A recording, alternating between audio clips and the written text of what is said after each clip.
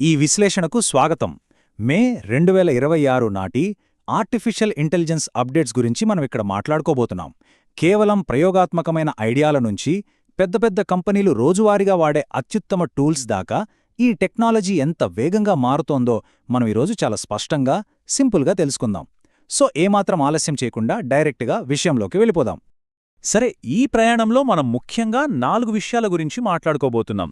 Google leak చేసిన AI ప్రోటోటైప్లు, deep mind వాళ్ల clinical assistant, open AI workflow ఏజెంట్లు, అలాగే ఆంథ్రోపిక్ మరియు మిస్టల్ సంస్థలకు సంబంధించిన లేటెస్ట్ అప్డేట్స్.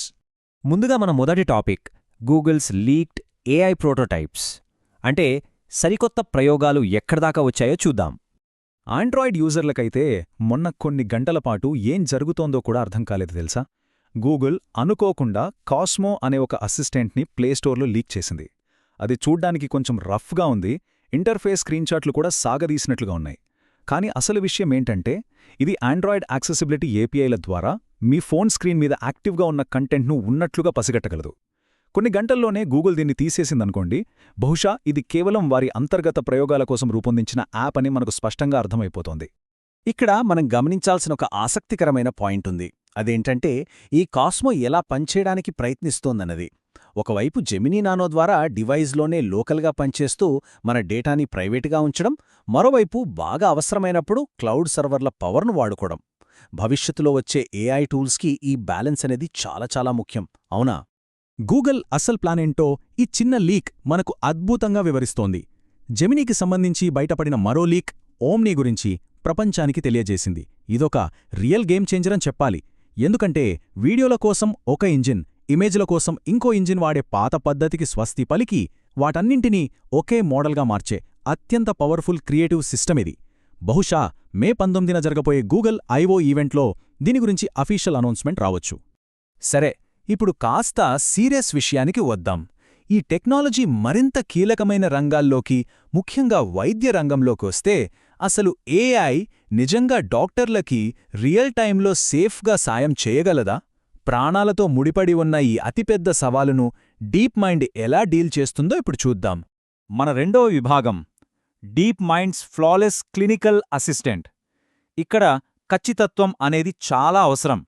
ఈ అంశంలో అత్యంత కీలకమైన పాయింట్ ఏంటంటే 0. అవును, మీరు విన్నది నిజమే, 0. ప్రైమరీ కేర్కి సంబంధించి 98 చాలా క్లిష్టమైన ప్రశ్నలతో ఈ ఏఐని టెస్టు చేస్తే ఏకంగా 97 ప్రశ్నలకి ఇది ఎటువంటి క్లినికల్ తప్పులు లేకుండా ఆన్సర్ చేసింది. అసలు హెల్త్ కేర్ లాంటి ఫీల్డ్లో 0 తప్పులు చేయడం అనేది అక్షరాలా నమ్మశక్యం కాని ఒక గొప్ప మైలురాయి. ఈ టెక్నాలజీ ఎంత పకడ్బందీగా ఉందో ఈ నంబర్ మనకు అరిచి చెబుతోంది. మరిది ప్రాక్టికల్గా ఎలా పనిచేస్తుందో ఆలోచిస్తున్నారా? ప్రాజెక్ట్ ఆస్ట్రా మోడల్ లాగానే ఈ అసిస్టెంట్ డైరెక్ట్గా వీడియో కాల్స్ ద్వారా పేషెంట్లని చూడగలదు, వాళ్ల మాటలు వినగలదు. ఉదాహరణకి, ఇన్హేలర్ కరెక్ట్గా ఎలా వాడాలి, లేదా ఏదైనా గాయమైతే దాన్ని ఎలా చెక్ చేసుకోవాలి లాంటి విషయాల్లో ఇది రియల్ టైంలో ప్రతి స్టెప్లోనూ గైడెన్స్ ఇస్తుంది. ఇది నిజంగా ఒక విప్లవాత్మకమైన మార్పు. అయితే ఆ జీరో ఎర్రర్ రికార్డ్ ఊరికే రాలేదండి. దాన్ని సాధించడానికి డీప్ మైండ్ ఒక ఇంట్రెస్టింగ్ డ్యూయల్ ఏజెంట్ సిస్టమ్ను వాడుతోంది.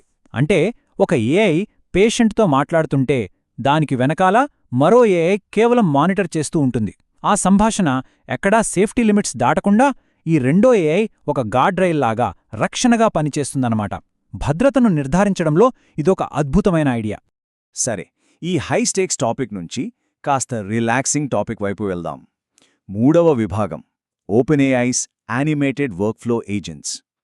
ఇక్కడ మన పనికి కాస్త పర్సనాలిటీ తోడవుతుంది. ఓపెన్ఏఐ వాళ్లు తమ కోడెక్స్ డెస్క్టాప్ యాప్లో ఒక భలే సరదా ఫీచర్ని తెచ్చారు. ఇప్పుడు డెవలపర్లు తమ స్క్రీన్ మీద ముద్దుగా ఉండే పిక్సెల్ ఆర్ట్ పెట్స్ని పెట్టుకోవచ్చు.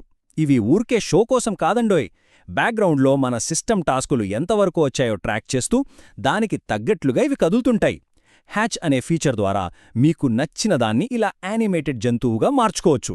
రోజంతా స్క్రీన్ చూస్తూ అలసిపోయినప్పుడు పని ఒత్తిడిలో ఇది కొంచెం మంచి రిలీఫ్ ఇస్తుంది కదా.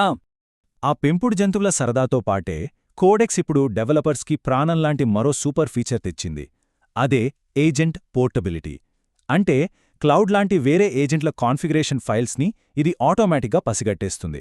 మీరు ప్రాజెక్ట్ మధ్యలో ఏజెంట్ను మార్చినా కూడా ఆ ప్రాజెక్ట్ కాంటెక్స్ట్ ఏమాత్రం మిస్ అవ్వకుండా వేరే టూల్కి సింపుల్గా స్విచ్ అయిపోవచ్చు. క్రియేటర్ల వర్క్ఫ్లోకి ఇదొక గొప్ప వరం. ఇప్పుడు ఈ డెస్క్టాప్ లెవెల్ నుంచి ఒక్కసారిగా గ్లోబల్ ఎకోసిస్టమ్ లెవెల్కి జూమౌట్ చేద్దాం. మన 4వ విభాగం ఆంథ్రోపిక్ మరియు మిస్ట్రల్ అప్డేట్స్. ముందుగా రెడ్ టీమింగ్ అనే పదం మీరు వినే ఉంటారు. ఒక ఏఐ మోడల్ ఎక్కడెక్కడ ఫెయిల్ అవుతుంది, దాని లోపాలేంటి అని కనిపెట్టడానికి చేసే కఠినమైన టెస్టింగ్ ఇది. ఇప్పుడు హాట్ టాపిక్ ఏంటంటే ఆంథ్రోపిక్ సంస్థ జూపిటర్ అనే కోడ్ నేమ్ ఉన్న తమ కొత్త క్లాడ్ 4.7 ఫ్యామిలీ మోడల్పై ఈ కఠినమైన పరీక్షలు చేస్తోందని ఇంటర్నల్ రిపోర్ట్స్ చెబుతున్నాయి. మే 6న జరగబోయే కోడ్ విత్ క్లాడ్ కాన్ఫరెన్స్లో దీని గురించి బహుశా మనకొక స్పష్టత వచ్చే అవకాశముంది. మరోవైపు చూస్తే మిస్ట్రల్ సంస్థ తాజాగా మీడియం 3.5 మోడల్ని రిలీజ్ చేసింది. ఏకంగా 128 బిలియన్ పారామీటర్లతో వచ్చిన ఈ మోడల్లో ఏజెంటిక్ ఫీచర్లు ఉండటం హైలైట్ అసలు. అంటే ఏంటో తెలుసా? రీసెర్చ్ డేటాని అనలైజ్ చేయడం లాంటి చాలా కష్టమైన మల్టీస్టెప్ టాస్క్లని మన ప్రమేయం అస్సలు లేకుండానే ఏఐ తనంతట తానుగా చేసుకుంటూ వెళ్ళిపోతోంది. కంప్లీట్గా ఆటోనమస్ అనమాట. అయితే ఇక్కడ మనం గమనించాల్సిన ఒక విషయం ఉంది. అలీబాబాకి చెందిన క్యూవెన్ లాంటి ఫ్రీ ఓపెన్ సోర్స్ మోడల్స్ కంటే మిస్ట్రల్ మీడియం 3.5 కొంచెం ఖరీదైనదని విమర్శకులు అంటున్నారు. కానీ ఇది యూరోపియన్ యూనియన్ డేటా నిబంధనలకు అంటే జీడీపీఆర్కి పక్కాగా అనుగుణంగా పనిచేస్తుంది. బయటి దేశాల సర్వర్ను వాడకుండా డేటా సార్వభౌమత్వాన్ని కోరుకునే యూరోపియన్ కంపెనీలకి ఇది చాలా సురక్షితమైన మరియు అవసరమైన ప్రత్యామ్నాయం. ఇవన్నీ చూస్తుంటే చివరగా మన మదిలో మెదిలే అతిపెద్ద ప్రశ్న ఒకటుంది. కేవలం స్క్రీన్లకే పరిమితమైన ఈ స్పెషలైజ్డ్ ఏజెంట్లన్నీ వాస్తవ ప్రపంచంలోకి వచ్చి ఒకదానితో ఒకటి అటానమస్గా అంటే వాటంతటా అవే మాట్లాడుకోవడం మొదలుపెడితే ఏం జరుగుతుంది? ఆలోచించండి.